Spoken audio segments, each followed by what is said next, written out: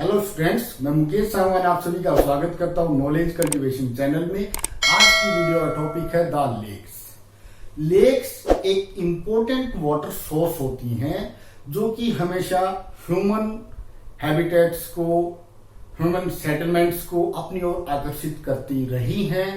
World के अंदर ऐसी कोई भी जगह नहीं है जहां पर सेटलमेंट्स ना हो लेक्स के किनारे।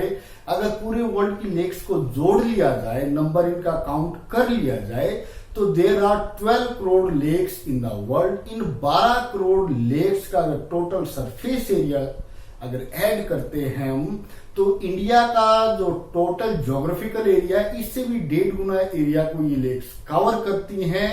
यानी कि लगभग 50 लाख स्क्वायर किलोमीटर एरिया जो अर्थ का लेक्स कवर अप किए हुए हैं।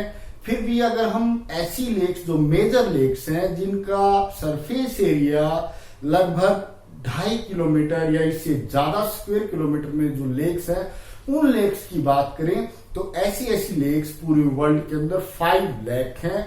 और इन 5 लाख लेक्स के अंदर 1 लाख क्यूबिक किलोमीटर पानी भरा हुआ है। 1 क्यूबिक किलोमीटर में कितना पानी आता है? एक क्यूब लीजिएगा जिसकी लेंथ 1 किलोमीटर, ब्रेड्थ 1 किलोमीटर और हाइट 1 किलोमीटर, और एक क्यूबिक मीटर के अंदर 1000 लीटर पानी आता है। और इस क्यूब का वॉल्यूम निकालें तो ये अगर किलोमीटर को 3 टाइम मल्टीप्लाई करते हैं, फिर 1000 से मल्टीप्लाई करेंगे उसमें कितना पानी है, तो it comes out to be 10⁻12 litres. यानी कि 10 के आगे 12 जीरो लगा दे, इतना पानी, इतना लीटर पानी 1 क्यूबिक किलोमीटर में होता है। तो अब बात करते हैं टाइप्स ऑफ लेक्स। कुछ तरह की लेक्स हैं। इंडिया के अंदर सभी तरह की लेक्स पाई जाती हैं। टाइप्स ऑफ लेक्स में देखते हैं जैसे tectonic lakes, volcanic lakes, oxbow lakes, glacier lakes, lagoons और आर्टिफिशियल लेक्स। टॉपिक को आगे कंटिन्यू करने से पहले एक बार इस डायग्राम में हम इन लेक्स को समझ लेते हैं, so that we can understand the topic lakes in a better way. This is a crater lake. इस क्रेटर लेक को वोल्केनिक लेक भी बोलते हैं। ये वोल्केनिक लेक बनती कैसे है?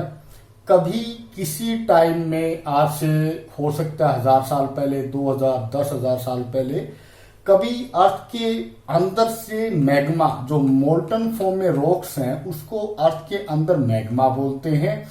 और ये अर्थ की क्रस्ट को जब तोड़कर बाहर निकलता है तो ये कॉनिकल हिल्स बना देता है। और ये जब बाहर आता है, अंदर इसको मैग्मा बोलेंगे और बाहर आने पर इसको लावा बोलते हैं। जब ये मैग्मा बाहर आता है और उसके बाद बहुत स्पीड से आता है, और जब ये शांत होता है तो आसपास एक ऐसे फनल शेप में, एक आप यूं कह सकते हैं हेमिस्फीयर टाइप में एक शेप बनेगी। वो शेप जब ये वोल्केनो बिल्कुल शांत हो जाता है, इनएक्टिव हो जाता है, तो धीरे धीरे यहाँ पर बारिश का पानी आना शुरू हो जाता है। अगर इस टाइप की एक्टिविटी अगर किसी माउंटेन के फुट हिल्स में होती है, मान लो ये क्रेटर लेक यहाँ बनेगी, तो आसपास का पानी यहां से आ जाएगा और यहाँ पानी भर जाएगा। इसको बोलते हैं क्रेटर लेक या वोल्केनिक लेक। अब हम नेक्स्ट देखते हैं। नेक्स्ट है ऑक्सबो लेक। आपने रिवर वाले टॉपिक में पढ़ा होगा, जब रिवर लोअर प्लेन्स में जब चलती है तो इसके अंदर पानी कम हो जाता है, पानी की स्पीड भी कम हो जाती है, और जो सेडिमेंट्स का लोड होता है वो बढ़ जाता है। इसके कारण रिवर अपने बेड के ऊपर सेडिमेंट्स जमा करना शुरू कर देती है और धीरे धीरे अपने कोर्स को, यानी कि रास्ते को चेंज करना शुरू कर देती है। जब इस तरह बार बार चेंज करती है तो ये रिवर कभी यहां से फ्लो करती होगी, लेकिन आज ये रिवर अपने इस पार्ट को तोड़कर, यहां ये पार्ट रहा होगा, इसको तोड़कर किसी और चैनल से, रास्ते से बहती है। तो पीछे जो इस तरह की जो वाटर बॉडी बसती है उसको ऑक्सबो लेक बोलते हैं। तीसरा देखते हैं टेक्टोनिक लेक। टेक्टोनिक लेक क्या होती है? अर्थ की जो क्रस्ट है वो कई प्लेट से बनी है। जैसे आपने सुना होगा Australian plate, Indo Australian plate, Eurasian plate, African plate, north American plate, south American plate. इसी तरह किसी भी प्लेट के अंदर छोटे छोटे सब डिवीजन बन जाते हैं। मान लो there are 4 plates here, plate A, plate B, plate C, plate D. किसी भी कारण से अर्थ की मूवमेंट होती है प्लेट्स की, तो मान लो ये वाला जो डी पार्ट है नीचे धस जाए, नीचे जब खिसक जाता है, धस जाता है, तो यहाँ एक पानी भरने के लिए एक जगह तैयार हो जाती है। और बारिश के दिनों में जब ये पानी भरती है तो यहाँ एक लेक बन जाती है। इंडिया की जो सबसे बड़ी लेक है जो J&K में पाई जाती है, जिसका नाम वुलर लेक है, ये largest fresh water lake of India है। ये एक टेक्टोनिक लेक है। अब इसके बाद यहाँ देखते हैं ओएसिस। ओएसिस क्या होता है? आपने कभी गर्मियों के टाइम में हवा में बवंडर्स को उड़ते हुए देखा होगा। जैसे यूं गोल गोल करके हवा ऊपर उड़ती है, जब यूं गोल गोल हवा ऊपर उठेगी तो अपने साथ वो सैंड पार्टिकल्स को भी ऊपर उठाना शुरू कर देती है। और डेजर्ट्स में आपको पता है जो लैंड होती है, इसके जो पार्टिकल्स होते हैं सोयल के बहुत लूज होते हैं, और बार बार हवा यूं कर करके बार बार कई सालों तक, कई हो सकता है सैकड़ों या हजारों सालों तक, जब एयर यहां से बार बार सैंड पार्टिकल्स को उठाना शुरू कर देती है, तो ये जो मिट्टी है, ये जो गड्ढा बनता है, ये अंडरग्राउंड वाटर है, यानी कि जो भूमिगत पानी होता है, अंडरग्राउंड वाटर तक की मिट्टी हट जाती है, तो नीचे अंडरग्राउंड वाटर बाहर आएगा, तो डेजर्ट के अंदर वो एक लेक की फॉर्म में आ जाता है, यानी कि लेक बन जाती है। ये डेजर्ट है, ये सैंड ड्यून्स है। सैंड ड्यून्स के बीच में ये मिट्टी के उड़ने के कारण जो अंडरग्राउंड वाटर दिखना, अपीयर होना शुरू हो गया, इसके चारों तरफ ट्रीज हो जाते हैं। लोग थोड़ा बहुत एग्रीकल्चर भी करना शुरू कर देते हैं आसपास के एरिया में। ओएसिस किसी भी डेजर्ट का एक जीने का एक बहुत बड़ा जरिया होता है, यानी कि हर एक्टिविटी डेजर्ट के लोगों की, ओएसिस के आसपास वाले लोगों की ओएसिस से पूरी होती है। नेक्स्ट देखते हैं लेग्यून क्या होती है। Suppose it is the land and it is the sea, और किसी भी कारण से जमीन के अंदर कोई गड्ढा बन जाए, यानी कि डिप्रेशन बन जाए, और समुंदर से वो बिल्कुल एक थोड़े से पॉइंट से जुड़ा हुआ हो वो पोर्शन, और सी वाटर इसके अंदर आ जाता है, तो उसको लेगून बोलते हैं। जनरली जो लेगून होती है ज्यादा उसकी डेप्थ नहीं होती, ज्यादा गहराई नहीं होती, एक मार्शी टाइप में एरिया होता है, दलदल होती है। यहाँ पर क्रोकोडाइल्स, टर्टल्स और बर्ड्स वगैरह काफी आते जाते हैं, यानी कि जो मैराइन लाइफ है उसका एक बहुत बड़ा ये सेंटर बन जाती है लेगून। तो जितनी भी टाइप की हमने यहाँ लेक्स को डिस्कस किया, ये सभी टाइप्स की लेक्स इंडिया के अंदर पाई जाती हैं। Let's see where the lakes are found in India. अभी हमने यहाँ बोर्ड के ऊपर जो कुछ टाइप्स की जो लेक्स देखी थी, उनमें एक लेक रहती है आर्टिफिशियल लेक्स, जो हम डैम्स बनाते हैं, जो हाइडल पावर प्रोजेक्ट्स के लिए, या जो कुछ स्टेट की गवर्नमेंट्स या गवर्नमेंट ऑफ इंडिया भी कई बार कुछ लेक्स को बना देती है टूरिस्ट को अट्रैक्ट करने के लिए, तो उस टाइप की भी लेक्स देखने को मिलती हैं। और कई बार क्या होता है, माइनिंग होती है। एक टाइप होती है माइनिंग की, ओपन पिट माइनिंग। ओपन पिट माइनिंग में होता क्या है, ऊपर वाला लैंड सरफेस हटाकर नीचे से हम मिनरल्स को निकालना शुरू कर देते हैं। जब वो मिनरल निकल जाता है तो वहां जमीन में एक डिप्रेशन बन जाता है, और उस डिप्रेशन में बारिश के दिनों में या किसी रिवर से पानी आकर जब भर जाए, then it becomes a lake. और कई बार कुछ लेक रिलीजियस पर्पज के लिए बनाई जाती हैं, जैसे यहाँ पंजाब में गोल्डन टेम्पल है अमृतसर में, और उस गोल्डन टेम्पल के जो चारों तरफ एक लेक है, it is made for the religious purpose. ये बहुत पुरानी लेक है। इसी तरह हरियाणा में यहाँ एक जगह है कुरुक्षेत्रा, कुरुक्षेत्रा में ब्रह्म सरोवर है, ये भी एक रिलीजियस पर्पज के लिए लेक है। जितना हमने अभी किया, और कुछ लेक्स को और देखते हैं। राजस्थान में यहाँ पर एक लेक है जिसका नाम सामर लेक है। सामर लेक में होता क्या है, जमीन के नीचे से अंडरग्राउंड वाटर निकालते हैं और जो वाटर होता है वो बहुत सॉल्टी होता है, इसको खुली जगह में छोड़ देते हैं और धीरे धीरे पानी इवेपोरेट हो जाता है और पीछे भी gate A thick layer of salt. यहाँ सामर लेक में है। यहाँ पर गुजरात में एक लेक है जिसका नाम सुदर्शन लेक है। इसके अलावा कुछ और लेक्स को देखते हैं। मणिपुर में एक इम्पोर्टेंट लेक है जिसको हम लोकटक लेक बोलते हैं। जम्मू कश्मीर में यहाँ वुलर लेक है जो कि एक टेक्टोनिक लेक है, इंडिया की लार्जेस्ट फ्रेश वाटर लेक है। इसके अलावा यहाँ वुलर लेक है, यहाँ डल लेक है, ये भी बहुत इंपॉर्टेंट लेक है टूरिस्ट को अट्रैक्ट करने के लिए। अब यहाँ हम उत्तराखंड में देखते हैं। उत्तराखंड में जो नैनीताल और जो भीमताल है, ये जो सिटीज हैं ये भी लेक्स के किनारे पर बसे हुए हैं। यानी कि ये जो दो लेक्स हैं उत्तराखंड की, they are purely attracting the tourist from the other parts of our country.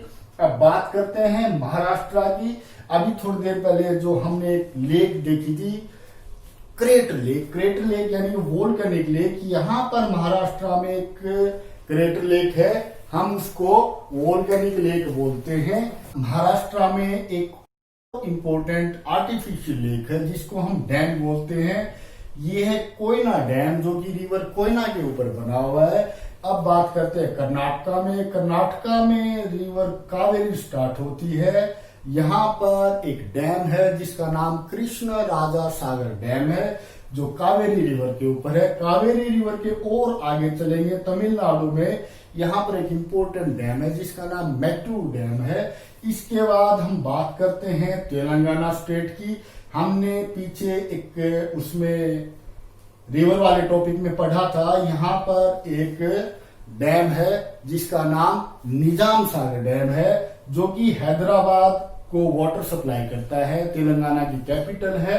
यहाँ दो रिवर हैं, ये रिवर कृष्णा का डेल्टा या गोदावरी का डेल्टा, इन दोनों रिवर के बीच में यहाँ एक लेक है जिसको कोलेरू लेक बोलते हैं। कोलेरू लेक के पास जो एक हिसाब से यूं कह सकते हैं यहाँ बर्ड्स बहुत आते हैं, टूरिस्ट लेक है। और इंडिया की अगर हम लैगून लेक्स की बात करें, यहाँ पर लेक चिल्का है जो कि उड़ीसा के अंदर है। ये मैराइन लाइफ को काफी सपोर्ट करती है। और यहाँ आंध्र प्रदेश स्टेट में तमिलनाडु के बॉर्डर पर यहाँ एक इम्पोर्टेंट लेक है, इसका नाम है लेक पुलिकट। ये भी एक लैगून है। चिल्का लेक भी एक लैगून थी। यहाँ महानदी रिवर है। महानदी रिवर के ऊपर हीराकुड डैम है जो कि इंडिया का लार्जेस्ट मैन मेड डैम है। अब हम देखते हैं नेचुरल जो लेक है, जो इंडिया की लॉन्गेस्ट लेक है। यहाँ पर एक लेक का नाम है केरला के अंदर जिसका नाम वेम्बानद लेक है। ये लेक रिवर पेरियार के माउथ के ऊपर है, यानी कि रिवर पेरियार पहले वेम्बानद लेक के अंदर खाली होती है, उसके बाद ये लेक यहाँ अरेबियन सी में पेरियार रिवर का पानी डालती है। लेक की गहराई ज्यादा नहीं है, केवल 12 मीटर गहरी है। बर्ड्स बहुत आते हैं यहाँ पर और टूरिस्ट लोग भी बहुत आते हैं। मणिपुर की लोकटक लेक ये शायद हम कर चुके हैं। लोनार लेक है, क्रेटर लेक है महाराष्ट्र में, यहाँ पर इसको भी हम कर चुके हैं।